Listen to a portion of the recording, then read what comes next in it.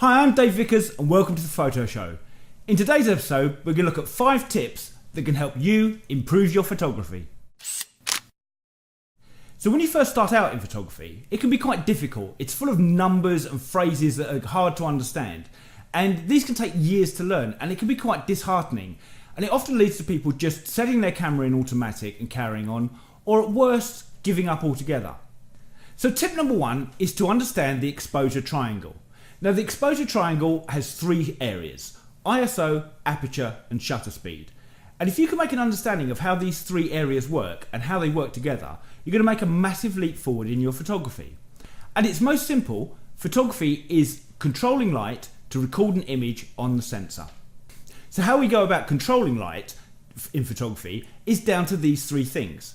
Aperture is a hole in the lens that opens and closes to allow more or less light to reach the sensor, therefore giving you control over the amount of light that reaches the sensor.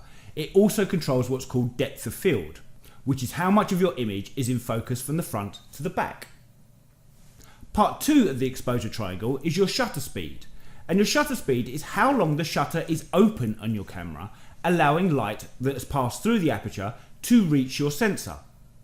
So therefore, a slow shutter speed, like half a second, is open for a longer period of time than say 1/1000th of a second, which is a much shorter period of time.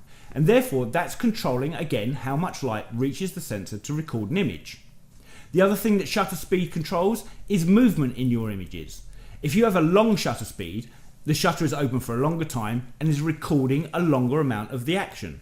If you have a fast shutter speed, the shutter is open for a very short period of time and just captures a very short period of time, therefore showing less movement. And the third part of the exposure triangle is ISO. And ISO is basically how sensitive your sensor is to the light it is receiving. The lower the number, the less sensitive it is. So ISO 100 is less sensitive to light than ISO 3200, 6400, the higher end of the range. So between those 3 things, your aperture, your shutter speed and your ISO, this is how you control the light that reaches your sensor, that records the image, that takes the photographs you want. So if you can make an understanding of the exposure triangle, you're going to make a huge leap forward in your photography. Tip number 2 is to learn your camera. There's this huge misconception in photography that buying a new camera will somehow magically improve your photography, and it just won't.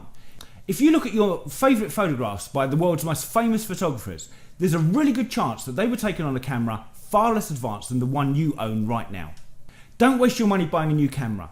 Learn the camera that you already own. By getting used to it and learning how the different functions work on it, your photography will improve, and the more you're used to the tools that you're using, the quicker you'll be able to do the things that you want to do, and the better your photography will become. Tip number 3, composition. Now if there's one thing that will improve the look of your photographs over anything else, it's composition. Now composition is basically how you put an image together, where you have certain subjects within the frame and how that all sits together in relativity to everything else.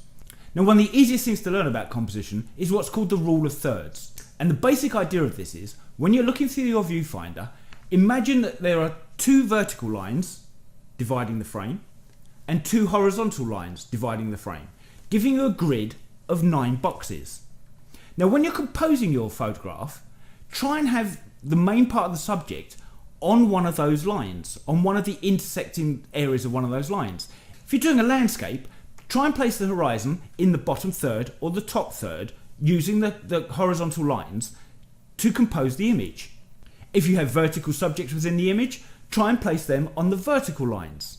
And this will give a bit of balance to your image. And a well-balanced and well-composed image is much more pleasing to the eye than anything else, and it will really improve the way that your photographs look.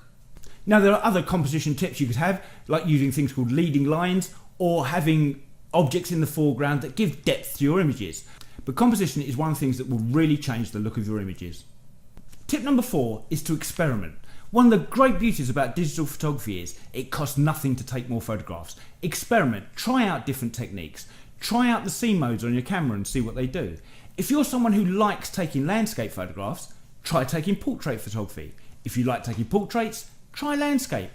Experiment. There are so many different areas of photography that you can try. Don't just stick to one type of photography. Look up new techniques online. See what other people are doing. See if you can emulate that as well. But tip number 4 to improve your photography is experiment.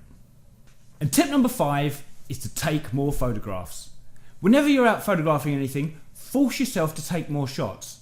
Think to yourself, is there another angle I can photograph this at? If I change the settings, how will that affect the end photograph? The two most important pieces of equipment you have with you when you're out photographing are your eyes and your legs. So look, move around, try different angles. You'll be amazed the difference that it makes crouching down or kneeling down to a subject. And take time to think about what you want your photograph to look like before you press the shutter button. And the more photographs you take, the better your understanding of photography is going to be. And don't be afraid to make mistakes. You'll learn more by getting things wrong than you will by getting things right. And most importantly of all, enjoy yourself and have fun. There's a really good chance you didn't take up photography because you want to be confused and disappointed. Now, I hope you found these 5 tips useful. If you want a more in-depth look at it, I've actually put together a small ebook on 5 tips of improving your photography, which you can download for free from the Photo Show website. All you need to do is pop over there, put in your name and your email address, and that will take you straight to the page where you can download the PDF ebook on the 5 tips of improving your photography. I'll put links in the description below that will take you straight to the page where you can do that. But for now, I'm Dave Vickers, this is the Photo Show, thanks for watching, see you next time.